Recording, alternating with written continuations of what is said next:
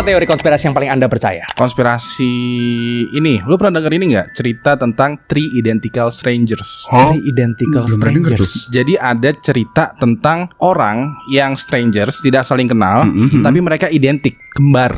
Oh iya. Jadi gini, jadi ceritanya tuh ada di tahun 1980 itu ada orang pertama ya mahasiswa. Itu mahasiswa namanya kalau nggak salah si Bobby namanya. Bobby masuk kuliah, masuk mahasiswa baru nih ya, baru masuk ke kuliah dan pas di kuliahnya itu dia disapa sama banyak orang. Oke. Dan disapanya tuh kayak ada yang high five, ada yang nepuk bahu, bahkan juga dapat cipika-cipiki dari mahasiswi lain. Oke. Ini karena dia di Sumatera atau apa sih? Enggak, ini di New York. Di New York. Ini bukan karakter dari Broken String sebagian yang dia omongin kan? Bukan ya, bukan.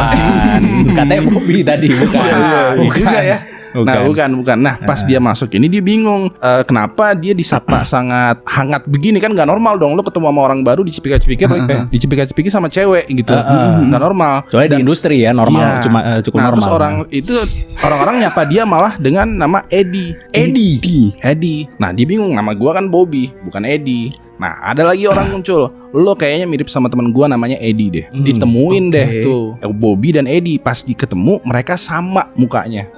Literally sama. Kayak orang kembar yang padahal mereka nggak punya kakak, nggak punya adik.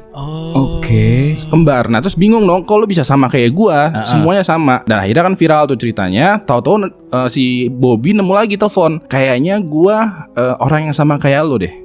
Muncul lagi namanya si David, yang tiga orang sama, literally sama. Ini cerita nyata tapi. Cerita nyata. Cerita tiga orang punya muka yang sama dan ternyata mereka adalah saudara kembar. Oke. Dan ternyata pas digali lagi, ternyata mereka adalah hasil eksperimen. Hasil eksperimen. Iya. Eksperimen apa itu? Eksperimen, jadi sengaja jadi sebelum-sebelumnya 20 tahun yang lalu lagi ada seorang ibu melahirkan 3 orang kembar. Nah itu sengaja dipisahin sama keluarga, sama yayasan panti asuhan untuk meneliti bahwa apakah manusia itu terbentuk dari nature atau nurture, gen atau lingkungan. Nah sengaja dipisahin, dan itu ada teorinya, semuanya ada dokumennya, dan itu penelitiannya udah berhenti tapi dikunci sampai tahun 2065. Oke. Jadi baru bisa dibuka lagi tahun 2065 nanti.